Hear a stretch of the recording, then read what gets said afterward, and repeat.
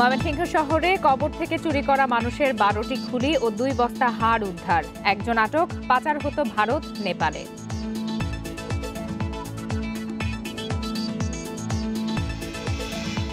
কোস্টগার্ডের নতুন জাহাজ ভূমিকা রাখবে ব্লু ইকোনমিতে। 9 জাহাজের কমিশনিং অনুষ্ঠানে প্রধানমন্ত্রী।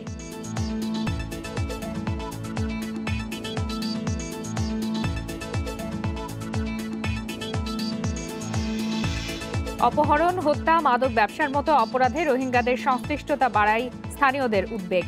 বিভিন্ন গোষ্ঠীর বিরুদ্ধে ইন্ধনের অভিযোগ।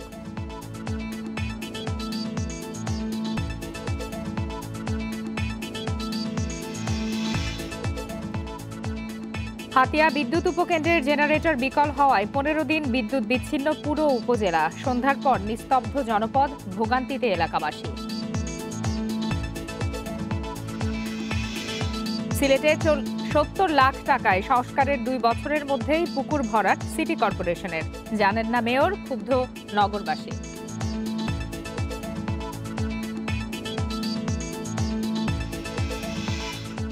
সমগ্র বাংলাদেশে আপনাদের সবাইকে আমন্ত্রণ জানাচ্ছি। আমি ফারহানা লোপা। শিরোনাম জানাচ্ছিলাম, এবারে চলে যাচ্ছি বিস্তারিত খবরে। মানুষের মাথার 12টি খুলি ও 2 বস্তা হাড়সহ বাপ্পি নামে একজনকে ময়মনসিংহ শহর থেকে আটক করেছে পুলিশ। গোপন সংবাদের ভিত্তিতে আজ সকালে শহরের আরকে মিশন রোডে অবস্থিত বাপ্পির বাড়িতে অভিযান চালায় তারা। পুলিশ বলছে, বেশ কয়েকদিন ধরে বাপ্পির ওপর নজর রাখছিল।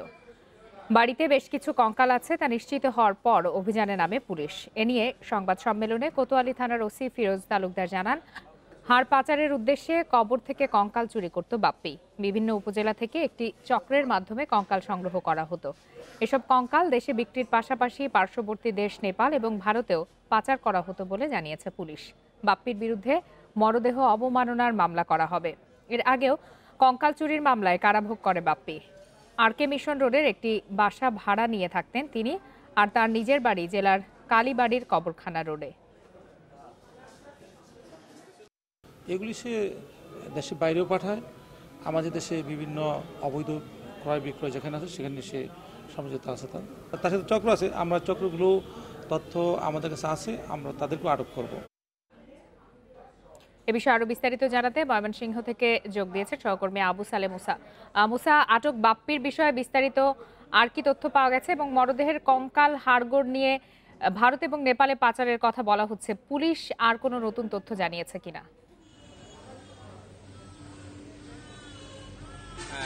আগেই জানিয়েছিলাম যে বাপ্পিকে কিন্তু গত রাতে পুলিশের একটি টিম শহরের আরকে মিশন রোডের একটি বাসা থেকে আটক করে এবং সেখান থেকে কিন্তু সেই যে মানব দেহের হাড়গুড়, মাথার খুলি এগুলি উদ্ধার করা হয়। থেকেই শহরের বিভিন্ন কবরখানা এবং জেলার বিভিন্ন উপজেলার কবরখানাগুলো থেকে তারা কিন্তু সেই মানবদেহের বিভিন্ন অংশগুলি একত্রিত করে বাপ্পি তার বাসায় মজুত করতো এবং এই কাজে তার আরেকজন সহযোগী ছিল। সেই সহযোগী কিন্তু কালকে গত রাতে যখন অভিযানটি পরিচালিত হয়, সেই সহযোগী পালিয়ে যেতে সক্ষম হয় বলে পুলিশ আমাদেরকে জানিয়েছে এবং পুলিশ তাকে ধরার জন্য পুলিশি তৎপরতা অব্যাহত রয়েছে। এবং বাপ্পিকে এ কাজে শহরের কবরস্থানগুলিতে যারা লাশ সৎকারের, মরদেহ সৎকারের কাজ করে থাকে তারাও কোনো জন কিন্তু বাপ্পির যে নেটওয়ার্ক, বাপ্পির যে চক্র যে রয়েছে সেই চক্রের সাথে ইনভলভ বলে পুলিশ আমাদেরকে জানিয়েছেন। যে এবং পুলিশ যেটি জানিয়েছেন যে বাপ্পি কিন্তু এই কাজটি করে থাকেন সম্পূর্ণ ব্যবসায়িক উদ্দেশ্যে। বাংলাদেশে যে বেসরকারি মেডিকেল কলেজগুলি রয়েছে সেখানে শিক্ষার্থীদের পড়াশোনার জন্য কঙ্কালের প্রয়োজন হয়, তারা সেখানে কঙ্কাল গোপনে সরবরাহ করে থাকে। এছাড়া আমাদের পার্শ্ববর্তী দেশ ভারত এবং নেপালে এই কঙ্কালগুলি পাচার করার কথা পুলিশ আমাদেরকে বলছে যে সেখানেও তারা তার চক্রের মাধ্যমে পাচার করে। সেখানে কিন্তু সৎকারের পর লাশ কিন্তু পুড়িয়ে দেওয়া হয় এবং সেখানে কঙ্কালের একটি বিরাট চাহিদা রয়েছে এবং সেটি কাজে লাগিয়ে বাপ্পির যে চক্রটি তারা সেই কাজটি করে যাচ্ছে। পুলিশের পক্ষ থেকে বলা হচ্ছে যে মরদেহ অবমাননার অভিযোগে বাপ্পির বিরুদ্ধে মামলা করা হবে। আর একটু জানতে চাই যে তিনি যে পাচার করতেন এগুলো চোরা কারবারের বিষয়ে তার বিরুদ্ধে কোনো ব্যবস্থা নেওয়া হবে কিনা এবং তিনি যেই বাড়িতে থাকতেন সেই বাড়িতে আর কোনো ভাড়াটিয়া বা বাসিন্দা থাকতেন কিনা বা বাড়ির মালিক এ বিষয়ে কিছু জানেন কিনা, এ বিষয়ে কি কোনো তথ্য আছে আপনার কাছে? পুলিশ প্রথমত যেটি বলেছে যে বাপ্পি যে বাড়িটিতে ভাড়া থাকতো আরকে মিশন রোডে, সেই বাড়িতে কিন্তু বাপ্পি থাকতো এবং বাপ্পির এক সহযোগী ছিল। পুলিশ যখন অভিযানটি চালায় তখন বাপ্পি সেই সহযোগী পালিয়ে যেতে সক্ষম হয় এবং বাপ্পিকে সেখান থেকে একাই আটক করতে সক্ষম হয় এবং সেই মাথার খুলি মানবদেহের যে অংশবিশেষ সেগুলি তারা উদ্ধার করে এবং বাড়ির মালিককেও পরবর্তীতে জিজ্ঞাসাবাদের জন্য পুলিশ আনতে পারে বলে আমাদেরকে জানিয়েছেন। কারণ ওই বাসাটি কিন্তু আরেকজন মালিকের ছিল, বাপ্পি সেখানে ভাড়া থাকতো। আর বাপ্পির বিরুদ্ধে যে অভিযোগটি আনা হবে পুলিশের বিরুদ্ধে, পুলিশের কাছ থেকে আমাদেরকে যেটি বলা হয়েছে যে কবর অবমাননা। ময়মনসিংহের বিভিন্ন এলাকায় কিন্তু এই ধরনের অভিযোগ আমরা মাঝে মধ্যেই পেয়ে থাকি যে কবরস্থান থেকে দেখা গেছে যে কবরস্থান থেকে লাশ চুরি হয়ে গেছে, সেই লাশগুলি এই ধরনের চক্ররাই কিন্তু নিয়ে যায় এবং পরবর্তীতে তারা সেটাকে কঙ্কাল করে এই চক্রের মাধ্যমে পাচার করে এবং পুলিশ তার বিরুদ্ধে কঠোর আইনি ব্যবস্থা নিবে এবং তারা যেটি জানিয়েছেন আদালতের মাধ্যমে রিমান্ডে নিয়ে বাপ্পির সাথে কারা জড়িত এই চক্রে আর কারা কারা জড়িত, কিভাবে তারা এই কাজটি করে থাকেন এবং কতদিন যাবৎ করছেন সেটি বিস্তারিত তারা অনুসন্ধান করবেন রিমান্ডে বাপ্পিকে জিজ্ঞাসাবাদের মাধ্যমে। এটি আমাদেরকে পুলিশের পক্ষ থেকে জানানো হয়েছে। সহকর্মী আবু সালেম মুসা জানাচ্ছিলেন ময়মনসিংহ থেকে। সারা দেশে অবৈধ হাসপাতাল, ক্লিনিক, ডায়াগনস্টিক সেন্টারের বিরুদ্ধে ব্যবস্থা নেওয়ার শেষ দিন আজই এ বিষয়ে প্রতিবেদন জমা দিতে হবে বিভাগীয় স্বাস্থ্য কর্মকর্তা ও সিভিল সার্জনদের। আদাবরে মাইন্ড এইড হাসপাতালে পুলিশ কর্মকর্তার মৃত্যুর পর অবৈধ হাসপাতালের বিরুদ্ধে ব্যবস্থা নিতে বিভাগীয় স্বাস্থ্য কর্মকর্তা ও সিভিল সার্জনদের নির্দেশ দেয় স্বাস্থ্য অধিদপ্তর। নির্দেশের পর নির্বাহী ম্যাজিস্ট্রেট ও স্থানীয় প্রশাসনের সহায়তায় ভ্রাম্যমাণ আদালতের অভিযান চলছে বিভিন্ন জেলায়। জেল জরিমানার পাশাপাশি অবৈধ প্রতিষ্ঠানগুলো সিলগালা করে দেওয়া হচ্ছে। বেসরকারি হাসপাতাল, ক্লিনিক, ডায়াগনস্টিক সেন্টারগুলোকে নিবন্ধনের আওতায় আনতে সবশেষ 16 সেপ্টেম্বর পর্যন্ত সময় দেওয়া হয়। এ সময়ে আবেদন করে 13,000 প্রতিষ্ঠান অনুমতি চেয়েছে, তবে লাইসেন্স পেয়েছে 6,067 হাসপাতাল, ক্লিনিক, আর আবেদনই করেনি 2,916টি। সবচেয়ে বেশি 830টি চট্টগ্রামে, ঢাকায় 642টি। এরপর ময়মনসিংহ ও রাজশাহীতে বেশি নিবন্ধনবিহীন হাসপাতাল রয়েছে।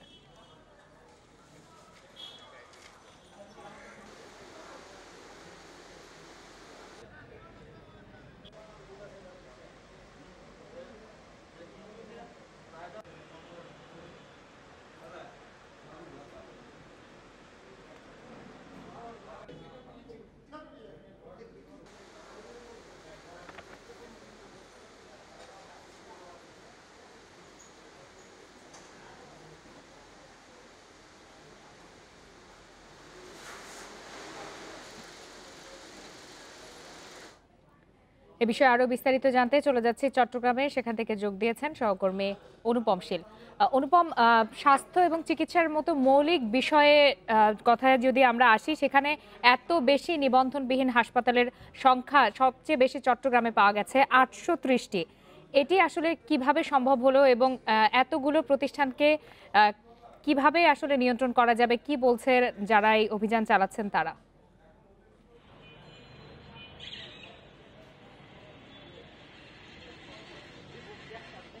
মূলত এটি যেহেতু আজকে পর্যন্ত একটি সময় নির্ধারণ করা হয়েছে এবং এই সময়ের মধ্যে 830টির কথা এখানে বিভাগীয় যে স্বাস্থ্য পরিচালক তিনি আমাদেরকে জানিয়েছেন, কিন্তু বাস্তবতা হচ্ছে এই সংখ্যা আরও অন্তত কয়েক গুণ বেশি। কারণ চট্টগ্রাম শহরেই যদি এতদিন আমরা যে চট্টগ্রাম শহরের যে হিসেব তাতে বলা হচ্ছিল যে 580টির মতো এই ধরনের বেসরকারি হাসপাতাল রয়েছে, কিন্তু বাস্তবতা আমরা দেখেছি যে এর চেয়ে অন্তত কয়েক গুণ বেশি আছে। সেই হিসেবে চট্টগ্রাম জেলায় সেটি আরও বেশি হবে, কম তো হবেই না।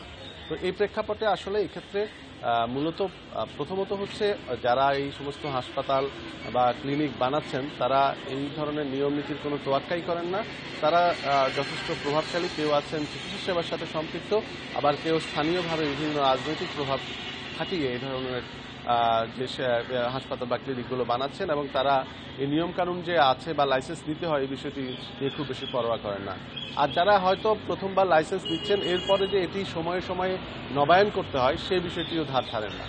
আর এই সমস্ত লাইসেন্স নেওয়ার সময় কিন্তু এখানে অনেকগুলো নিয়ম মেনে এই কার্যক্রম চালানোর কথা রয়েছে, অর্থাৎ ঠিক কতটি শয্যা সংখ্যা থাকতে পারে অবকাঠামোর সাথে সেটি নির্ধারণ করে দেওয়া হয়।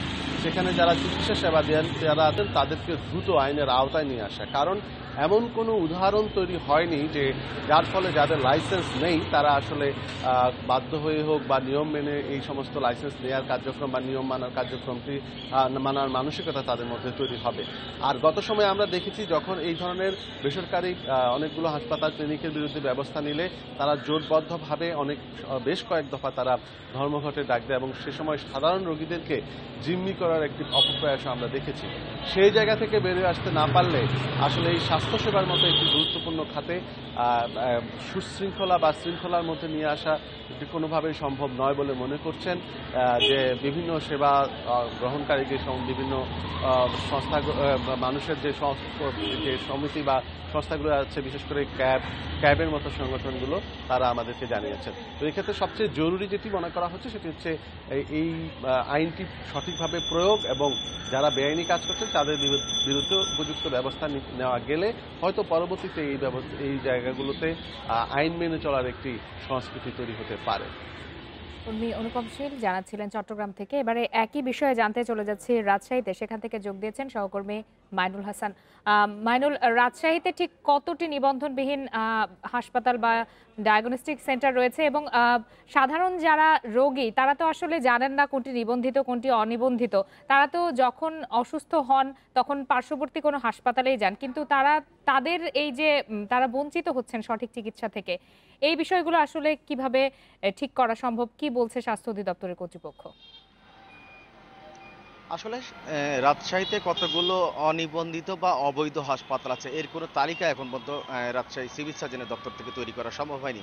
আমি কিছুক্ষণ আগে কথা বলছি Rajshahi civil surgeon doctor Enamul হকের সাথে। তিনি মূলত জানাচ্ছেন যে তাদের হিসাব মতো রাজশাহীতে 286টি বেসরকারি হাসপাতাল ও ডায়াগনস্টিক সেন্টার রয়েছে, এর মধ্যে 190টি তাদের নিবন্ধিত এবং এই 190টির মধ্যে এই বছর লাইসেন্স নবায়নের জন্য তারা পরিদর্শন করেছেন 152টি এবং এর বাইরে তারা বলছে যে এর বাইরে তাদের যে অবৈধ হাসপাতালের যে তালিকাটি বা সেটি কতগুলো আছে বা অনিবন্ধিত হাসপাতাল কতগুলি, সেগুলি তালিকা কিন্তু এখনও তাদের হাতে পৌঁছায়নি এবং তারা বলছে যে এই তালিকা নিয়ে তারা কাজ করছে, হয়তো আগামী এক সপ্তাহের মধ্যে তাদের কাছে সেই তালিকাটি হাতে এসে পৌঁছাবে এবং এই যে তাদের হাতে নেই বা তারা কি পদক্ষেপ নিতে যাচ্ছে বা নিয়ে থাকেন সেটির বিষয়ে যখন আমি জানতে চাইছি, তিনি জানিয়েছেন যে যখন কোনো হাসপাতাল বা ক্লিনিকের বিরুদ্ধে তাদের কাছে অভিযোগ আসে সেক্ষেত্রে তারা সেখানে স্বাস্থ্য বিভাগ এবং জেলা প্রশাসনের সমন্বয়ে সেখানে ভ্রাম্যমাণ পরিচালনা করে, প্রয়োজনে সেই হাসপাতালগুলো তারা সিলগালা করে দেয়। গত সপ্তাহে রাজ্যের পুঠিয়ায় একটি বেসরকারি ডায়াগনস্টিক ক্লিনিক ও সেন্টারে একজন প্রসূতি রোগীর মৃত্যু হলে সেইখানে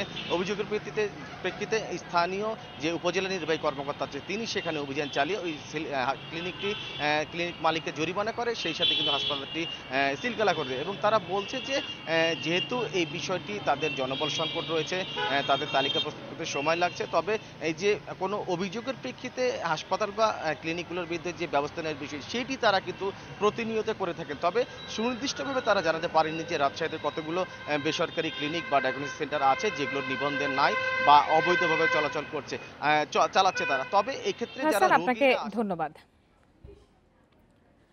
আওয়ামী লীগ ক্ষমতায় না এলে সমুদ্র সীমায় বাংলাদেশের অধিকার প্রতিষ্ঠা হতো না বলে মন্তব্য করেছেন প্রধানমন্ত্রী শেখ হাসিনা। ৭৫ পরবর্তী সরকার দখল করে ক্ষমতায় এসেছিল বলেই জনগণের জন্য কাজ করেনি বলেও আক্ষেপ করেন প্রধানমন্ত্রী। কোস্টগার্ডের কাছে জাহাজ হস্তান্তর অনুষ্ঠানে প্রধানমন্ত্রী বলেন, সমুদ্র সম্পদকে দেশের অর্থনৈতিক উন্নয়নে কাজে লাগাতে হবে। বাংলাদেশ কোস্টগার্ডে যুক্ত হলো আরও 9টি জাহাজ ও একটি ঘাঁটি, 2টি অফশোর, 5টি ইনশোর টহল জাহাজ এবং 2টি দ্রুতগতির টহল বোট পাহারা দেবে দেশের দক্ষিণাঞ্চলীয় সীমান্ত। চট্টগ্রামের পতেঙ্গায় কোস্টগার্ড বার্থে বিসিজি বেস বোলার কমিশনিং অনুষ্ঠানে এসব আধুনিক জলযানের যাত্রা শুরু হয়। সকালে অনুষ্ঠানে গণভবন থেকে ভার্চুয়ালি যুক্ত হন প্রধানমন্ত্রী শেখ হাসিনা। পরে জাহাজ ও ঘাঁটির নামফলক উন্মোচন করেন। এ সময় প্রধানমন্ত্রী বলেন, প্রতিবেশী দেশের সঙ্গে সমুদ্র ও স্থলসীমানা জটিলতা নিরসনে ৭৫ পরবর্তী সরকারের কোনো ভূমিকা ছিল না।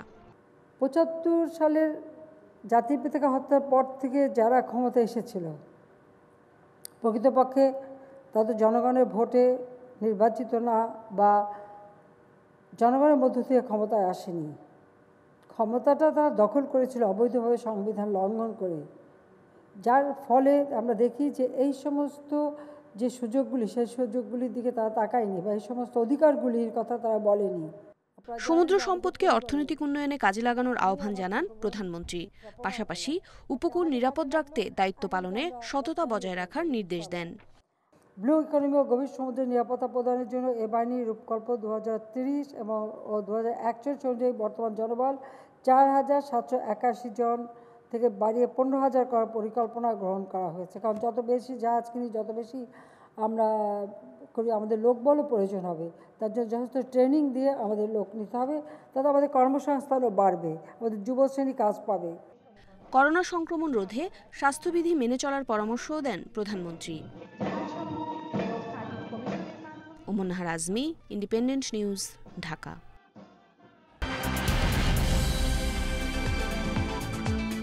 ভাষান্তরে রোহিঙ্গা স্থানান্তরের দিনক্ষণ ঠিক হয়নি বলে জানিয়েছেন পররাষ্ট্রমন্ত্রী একে আব্দুল মোমেন।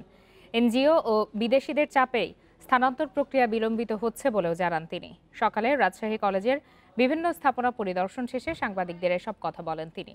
এ সময় রোহিঙ্গা ইস্যুতে আমেরিকার নতুন সরকারের সহযোগিতা পাওয়ার আশাবাদ জানান মন্ত্রী। বলেন, শিবিরগুলোতে থাকা রোহিঙ্গারা নানা অপকর্মে জড়িয়ে পড়ছেন। এসব বন্ধে এখন পর্যন্ত 306 জনকে ভাষান্তরে নিয়ে যাওয়া হয়েছে। আরও অনেক রোহিঙ্গাই সেখানে যেতে ইচ্ছুক, তবে বেশ কিছু এনজিও ও বিদেশি শক্তি তাদের ভাষান্তরে যেতে নিরুৎসাহিত করছে। মন্ত্রী বলেন, পণ্য রপ্তানিতে আমেরিকার নতুন সরকারের কাছে ট্যারিফ কমানোর দাবি জানানো হবে। এ সময় তিস্তা চুক্তি প্রসঙ্গে মন্ত্রী জানান, ভারতের অভ্যন্তরীণ জটিলতায় চুক্তিটি সই হয়নি। অল্প কয়েকজন গেছে, 306 জন আছে এবং অনেকেই যেতে ইচ্ছুক, কিন্তু ইন্টারন্যাশনাল এজেন্সিস এবং কিছু কিছু এনজিও ওরা ওদের যেতে না যায়, সেই জন্য প্রায়ই ওদের উপরে খবরদারি করে। আমাদের বিশ্বাস যে আমরা ওদের ওখানে নিয়ে যাব। এখন করোনা সংক্রমণ রোধে মাস্ক ব্যবহার ও স্বাস্থ্যবিধি নিশ্চিত করতে বিভিন্ন জেলায় অভিযান চালাচ্ছে ভ্রাম্যমাণ আদালত। কিছু জায়গায় চলছে সচেতনতামূলক কার্যক্রম। লক্ষ্মীপুরে সকাল থেকে জেলা প্রশাসকের কার্যালয়ের সামনে অভিযানে মাস্ক না পরায় পথচারী, যাত্রী চালক ও দোকানীদের মাস্ক বিতরণ করা হয়। বিধি না মানলে আইনগত ব্যবস্থা নেওয়া হবে বলে তাদের সতর্ক করে দেওয়া হয়। গোপালগঞ্জে মাস্ক ও জনসচেতনতামূলক লিফলেট বিতরণ করা হয়েছে। Bangladesh red crescent society Gopalganj unit এই কর্মসূচি পালন করে। সকালে কোর্ট চত্বর, লঞ্চঘাট, বাসস্ট্যান্ড, চৌরঙ্গি সহ বিভিন্ন পয়েন্টে মাস্ক ও লিফলেট বিতরণ করে তারা।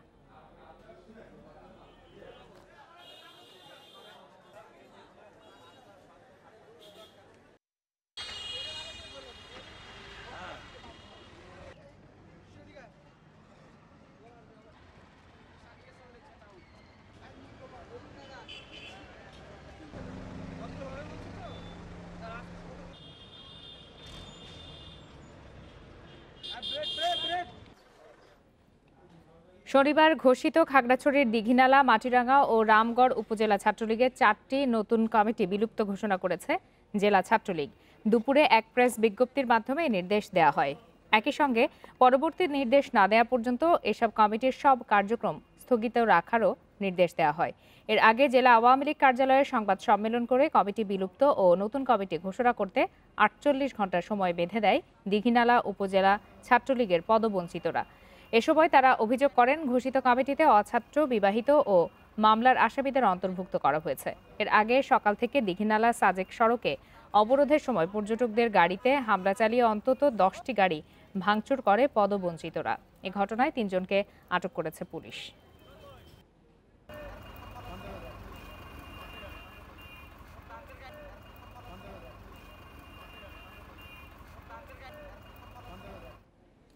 নিয়ন্ত্রণ করা যাচ্ছে না রোহিঙ্গাদের অপরাধ প্রবণতা। ইন্ধনের অভিযোগ আসছে বেশ কয়েকটি গোষ্ঠীর বিরুদ্ধে। রোহিঙ্গাদের অপরাধে জড়ানোর প্রবণতায় উদ্বেগ দেখা দিয়েছে স্থানীয়দের মধ্যে। রোহিঙ্গাদের নিজেদের মধ্যে সংঘাত, মাদক চোরাচালান সহ নানা অপরাধে জড়ানোর প্রবণতা নতুন কিছু নয়।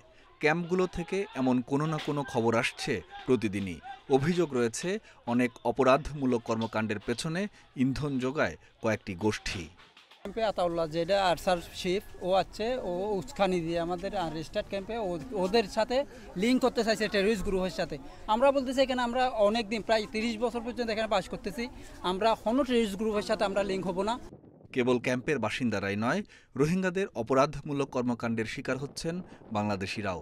হামলায় ঘটেছে প্রাণহানিও। উখিয়া টেকনাফে বাংলাদেশিদের ধরে নিয়ে দাবি করা হচ্ছে মুক্তিপণ। এছাড়াও রোহিঙ্গারা দেশের বিভিন্ন স্থানে ছড়িয়ে ছিটিয়ে ঘটাচ্ছে অপরাধমূলক কর্মকাণ্ড। ক্যাম্প কেন্দ্রিক আবদ্ধ নেই, তারা দিনকে দিন ছড়িয়ে পড়ছে। রোহিঙ্গাদের কারণে টেকনাফ, উখিয়া, কক্সবাজার এই পুরো অঞ্চলটা চুরি, ডাকাতি, ছিনতাইয়ের একেবারে অভয়ারণ্যে পরিণত হয়েছে। রোহিঙ্গাদের অপরাধমূলক কর্মকাণ্ড নিয়ন্ত্রণে আইন শৃঙ্খলা বাহিনীর কঠোর অবস্থান প্রয়োজন বলে মনে করছে স্থানীয় নাগরিকদের সংগঠনগুলো। রোহিঙ্গা ক্যাম্পে বিভিন্ন সেক্টরে ভাগ করে সেখানে কয়েকটি সেক্টর করে সেখানে সেনা নিয়ন্ত্রণ করা বা সেখানে বিভিন্ন বাহিনী নিয়োগ করা, সেটা আমরা দীর্ঘদিন দাবি করছি। তা না হলে রোহিঙ্গা ক্যাম্পে একক নিয়ন্ত্রণে রেখে সেটাকে আইন শৃঙ্খলা রক্ষা করা কখনো সম্ভব না। এদিকে আইন শৃঙ্খলা নিয়ন্ত্রণে আছে দাবি করেছেন পুলিশ কর্মকর্তারা। ক্যাম্প এলাকায় সন্ত্রাসী তৎপরতা ঠেকাতে কঠোর হওয়ার কথা জানিয়েছেন তারা। সেখানে কোনো ধরনের অস্থিতিশীল পরিবেশ তৈরি করতে দেওয়া যাবে না। যে কয়েকটি ঘটনা ঘটেছে প্রত্যেকটি ঘটনায় কিন্তু ফৌজদারি মামলা রুজু হয়েছে, তাদেরকে আমরা আইনের আওতায় যে কোনো মূল্যে নিয়ে আসব। গত 2 মাসে রোহিঙ্গা ক্যাম্পে সন্ত্রাসী হামলায় 11 রোহিঙ্গা ও 2 বাংলাদেশি নিহত হয়েছেন। আহত হয়েছেন 50 জনেরও বেশি। Independent news desk. 151 সদস্য বিশিষ্ট কমিটি নতুন ঘোষণা করেছে হেফাজতে ইসলাম একাংশ। এতে আমির করা হয়েছে জুনায়েদ বাবুনগরীকে আর মহাসচিব নূর হুসাইন কাশেমি। নতুন আমির ঠিক করতে চট্টগ্রামের হাটহাজারীর দারুল উলুম মইনুল ইসলাম মাদ্রাসায় সম্মেলন করে এই ঘোষণা দেয় হেফাজতে ইসলাম বাংলাদেশের একাংশ। সম্মেলনে 122 জনের নাম ঘোষণা করা হলেও অন্য সদস্যদের নাম এখনও ঘোষণা করা হয়নি। সকাল 10:15টায় সারা দেশের প্রায় 500 প্রতিনিধি নিয়ে এই সম্মেলন শুরু হয়। সম্মেলনে যোগ দিতে সকাল 7টা থেকেই জমায়েত হন কাউন্সিলররা। নিবন্ধন করে তারা সম্মেলন স্থলে প্রবেশ করে। হেফাজতের সাবেক আমির মাওলানা শফির অনুসারীদের বিরোধিতার মুখে আয়োজিত এই সম্মেলনকে ঘিরে অপ্রীতিকর ঘটনা এড়াতে হাটহাজারী মাদ্রাসার সামনে অবস্থান নেয় অতিরিক্ত আইনশৃঙ্খলা বাহিনী। সেপ্টেম্বরে হেফাজতের আমির আল্লামা শফির মৃত্যুর পর নতুন আমির নিয়ে বিতর্কের মধ্যেই এই সম্মেলন অনুষ্ঠিত হচ্ছে।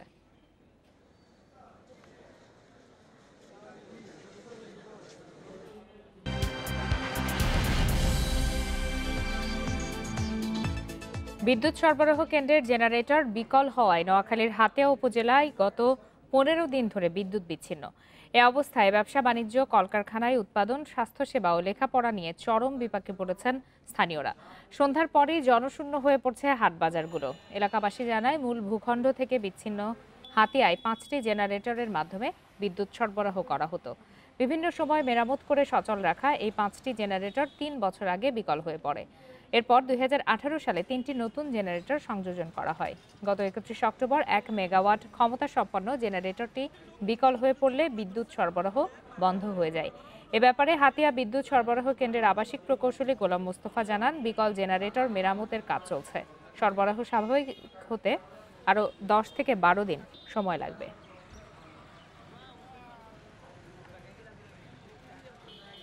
আমাদের এখানে 1 মেগাওয়াট জেনারেটর যেটা ছিল, যেটার মাধ্যমে হচ্ছে ম্যাক্সিমাম আমরা বিদ্যুৎ সরবরাহ করে থাকি, সেটা গত 1 সপ্তাহ থেকে নষ্ট আছে। আর জেনারেটরের মেরামতের কাজ চলতেছে। আগামী 10-12 দিনের মধ্যে আমরা আগের মতো স্বাভাবিকভাবে বিদ্যুৎ সরবরাহ করতে পারবো। এ বিষয়ে আরও জানাতে এবারে নোয়াখালী থেকে যোগ দিয়েছেন সহকর্মী আবু নাসের।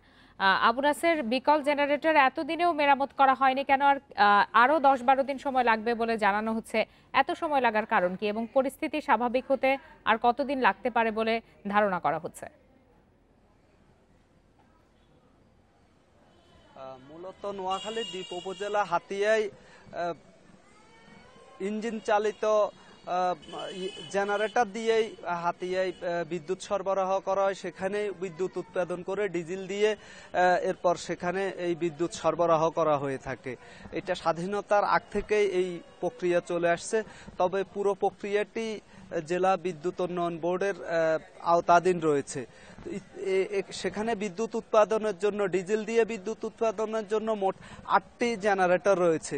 ইতিমধ্যে 6টি জেনারেটর বিকল হয়ে যায়। সর্বশেষ 2টি জেনারেটর দিয়ে বিদ্যুৎ উৎপাদন করা হচ্ছিল এবং 31 তারিখে 1 মেগাওয়াট ধারণ ক্ষমতা সম্পন্ন একটি জেনারেটর সবচেয়ে শক্তিশালী এবং কার্যকর যেটি ছিল সেটিও বিকল হয়ে যায়। এরপর হাতিয়ায় বিদ্যুৎ ব্যবস্থায় অচল অবস্থা তৈরি হয়। এর ফলে সেখানে যে জনজীবন সেখানে ব্যাপক বিরূপ প্রভাব পড়তে থাকে। বিশেষ করে নদীতে সাগরে আহরিত মৎস্য সম্পদ নষ্ট হয়ে যেতে থাকে। স্কুল কলেজগামী শিক্ষার্থী যারা রয়েছেন তাদের পড়ালেখায় বিঘ্ন তৈরি হয়। ফটো মেশিন থেকে শুরু করে যে চিকিৎসা সরঞ্জাম রয়েছে সেখানেও নানা ধরনের অসুবিধা সৃষ্টি হয়।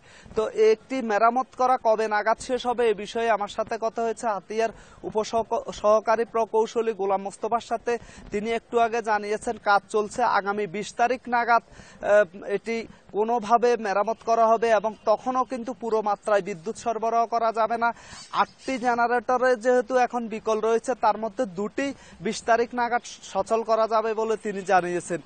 এই বিদ্যুতের যেই দুর্ভোগ রয়েছে সেটি পুরো মাত্রায় লাঘব করার জন্য 8টি জেনারেটরে হয় মেরামত করতে হবে, না হলে নতুন করে সেখানে জেনারেটর সরবরাহ করতে হবে বলে বিদ্যুৎ আবু নাসের মঞ্জু জানাচ্ছিলেন হাতিয়ার বিদ্যুৎ বিভ্রাট নিয়ে। পদবি পরিবর্তন ও বেতন গ্রেড উন্নীতকরণের দাবিতে বিভিন্ন জেলায় কর্মবিরতি পালন করছেন জেলা প্রশাসক কার্যালয়ের কর্মচারীরা। এতে ভোগান্তিতে পড়েছেন বিভিন্ন স্থান থেকে আসা সেবা প্রার্থীরা। টাঙ্গাইলে বাংলাদেশ কালেক্টরেট সহকারী সমিতির উদ্যোগে জেলা প্রশাসক কার্যালয়ের সামনে বিক্ষোভ মিছিল ও সমাবেশ করে কর্মচারীরা।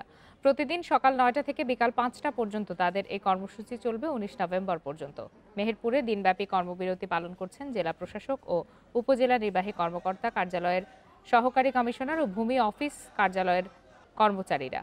সাতক্ষীরায় জেলা কালেক্টরেট সহকারী সমিতির উদ্যোগে কর্মবিরতি পালন করেন কালেক্টরেট সহকারীরা। দ্রুত তাদের দাবি বাস্তবায়ন না হলে আরও কঠোর আন্দোলনের হুঁশিয়ারি দেওয়া হয় সাতক্ষীরার কর্মবিরতি থেকে।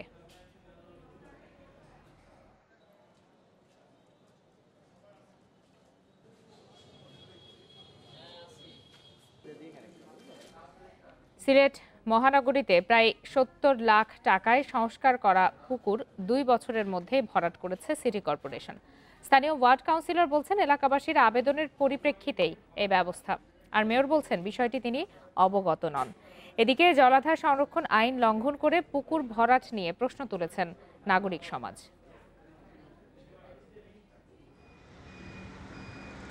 2018 সালে সিলেট নগরীর রায়নগরে সোনারপাড়া জামে মসজিদ পুকুর সংস্কার, গাইড ওয়াল নির্মাণ ও শোভাবর্ধনে রেলিং করে সিটি কর্পোরেশন। ব্যয় হয় প্রায় 70 লাখ টাকা। পরের বছর পুকুর পাড়ের কিছু অংশ ধসে পড়ে। পুকুরটি আর সংস্কার না করে মাস দুয়েক আগে ভরাট করে সিটি কর্পোরেশন। স্থানীয় কাউন্সিলর বলছেন ধসের কারণে আশপাশের ভবনের ক্ষতির আশঙ্কায় এলাকাবাসীর আবেদনের পরিপ্রেক্ষিতে ভরাট করা হয়েছে পুকুরটি। অ্যাপ্লিকেশনে উল্লেখ করে আকুল আবেদন আমাদের জানমাল বাঁচানোর জন্য আপনারা একটা ব্যবস্থা নেন, সেই অনুযায়ী তখন তাৎক্ষণিক ইঞ্জিনিয়ারদেরও সিদ্ধান্ত। আর মসজিদ কর্তৃপক্ষের দাবি সিটি কর্পোরেশনের সিদ্ধান্তে পুকুর ভরাট। মেয়র সাহেব আমার আরো কইছেন বুসকুনিটা বড়াইলাই আর আমি একটা মার্কেট করিয়া দিব, আপনারা 2 তলা একটা মার্কেট আমরা করিয়া দিলাম। তবে পুকুর ভরাটের বিষয়ে অবগত নন বলে জানিয়েছেন সিটি মেয়র। তদন্ত করে ব্যবস্থা নেওয়ার কথা জানান তিনি। প্রধান প্রকৌশলীকে নির্দেশ দিয়েছি যে একদম টোটাল বিষয়টা জানা দরকার। কোনো দিকেই পুকুর আমরা সবটাই খনন করার পক্ষে, তো এই যে বিশেষত্বটা আমরা দেখতেছি, এই জন্য আমি কমিটি একটা করে দিছি। সংস্কারের 2 বছরের মধ্যে পুকুর ভরাট করা নিয়ে প্রশ্ন উঠেছে সচেতন মহলে। অপরিকল্পিত উন্নয়নে অপচয় হচ্ছে সরকারি টাকা মনে করছেন তারা। একবার নিম্নমানের কাজ হয়েছে যে কারণে এটা ভেঙে পড়েছে, আবার এটা ভরাট করতে গিয়েও খবর নিলে দেখা যাবে সেই ভরাটের জন্য একটা বড় মাপের ব্যয় ধরেছেন। এই যে পুরো বিষয়টি একটি দুর্বৃত্তপনা। সিলেট মহানগরীর জলাশয়গুলো রক্ষার প্রতিশ্রুতি ছিল মেয়র আরিফুল হকের। খোদ সিটি কর্পোরেশন এভাবে পুকুর ভরাট করায় হতাশ নগরবাসী। মাধব কর্মকার, ইন্ডিপেন্ডেন্ট নিউজ, সিলেট। সমগ্র বাংলাদেশে আবারও বিরতি নিচ্ছে, ফিরবো আরো খবর নিয়ে। নির্ধারিত সময়ের 3 বছর পেরিয়ে গেলেও শেষ হয়নি মাগুরার চিফ জুডিশিয়াল ম্যাজিস্ট্রেট আদালত ভবনের নির্মাণ কাজ। কাজ শেষ না করেই টাকা তুলে নেওয়া ও নির্মাণ কাজে অনিয়মের অভিযোগ উঠেছে ঠিকাদারি প্রতিষ্ঠানের বিরুদ্ধে। ঠিকাদারি প্রতিষ্ঠানের পক্ষে সাফাই দিয়ে গণপূর্ত বিভাগ বলছে, দরপত্রে টাকা কম ধরায় তা সংশোধন করে বরাদ্দ বাড়ানোর উদ্যোগ নেওয়া হয়েছে। 2015 সালের মে মাসে মাগুরা চিফ জুডিশিয়াল ম্যাজিস্ট্রেট আদালত ভবন নির্মাণ কাজের দায়িত্ব পায় ফরিদপুরের ঠিকাদারি প্রতিষ্ঠান মেসার্স আব্দুস সালাম জেভি। 2017 সালে কাজ শেষ হওয়ার কথা, কিন্তু ভবনের 80% নির্মাণ শেষ করেই কাজ বন্ধ করে দেয় প্রতিষ্ঠানটি। অভিযোগ উঠেছে 23 কোটি টাকার প্রকল্পের বাকি 20% কাজ শেষ করতে আরো 10 কোটি টাকা চেয়ে দরপত্র সংশোধনের তৎপরতা চলছে। আমরা যে অসম্ভব কষ্ট করতেছি, সেই কষ্ট লাঘবের জন্য সরকারের যে প্রয়াস, সেই প্রয়াস, সেই স্বপ্ন শুধুমাত্র ঠিকাদার এবং সংশ্লিষ্ট ইঞ্জিনিয়ার তাদের গাফিলতি, তাদের দুর্নীতির কারণে এটা এখন কমপ্লিট হয়নি। তবে অনিয়মের অভিযোগ অস্বীকার করেছে ঠিকাদারি প্রতিষ্ঠান, আর তাদের পক্ষেই সাফাই গেয়েছেন গণপূর্ত বিভাগের নির্বাহী প্রকৌশলী। যেহেতু টাকা কম, সব কাজটি সম্পন্ন করতে আমার আরও টাকার প্রয়োজন ছিল, কিন্তু ওই টেন্ডারে ওই টাকার সংস্থান ছিল না। পরবর্তীতে এই জটিলতা, ডিপিপি সংশোধন এবং অন্যান্য প্রশাসনিক জটিলতা এড়ানোর কারণে এই সময়টা ক্ষেপণ হয়েছে। জেলায় 30 বছরে বিচার বিভাগ পৃথকীকরণ ছাড়াও আইনজীবী ও বিচার প্রার্থীর সংখ্যা বেড়েছে কয়েক গুণ। নতুন ভবনের কাজ শেষ না হওয়ায় ব্যাহত হচ্ছে বিচার কার্যক্রম। ভোগান্তি পোহাতে হচ্ছে বিচার প্রার্থীদের। কেস আসে 4-5টা কেস পরিচালনার জন্য আমাদেরকে অনেক সময় দণ্ডায়মান অবস্থায় থাকতে হয় এবং অনেকদিন ফেরতও যেতে হয়। দায়রা জজ বাহাদুর, অন্যান্য বিচারক সহ আমরা কমিটিতে আসছে, আমরা একাধিকবার সংশ্লিষ্ট কর্তৃপক্ষ এবং সংশ্লিষ্ট ঠিকাদারের সাথে আমরা যোগাযোগ করছি, তারা কোনো সন্তুষ্টজনক কোনো জবাব দেয় না। দরপত্র সংশোধনের নামে ভবন নির্মাণের অর্থ যাতে লুটপাট না হয় সে ব্যাপারে নজরদারি বাড়ানোর দাবি আইনজীবী ও স্থানীয়দের। Independent news desk. শেষ করছে আজকের সমগ্র বাংলাদেশ। ইন্ডিপেন্ডেন্ট টেলিভিশনের সব খবরের আরো বিস্তারিত জানতে চোখ রাখুন ফেসবুক, ইউটিউব আর টুইটারে। এতক্ষণ সাথে থাকার জন্য সবাইকে ধন্যবাদ।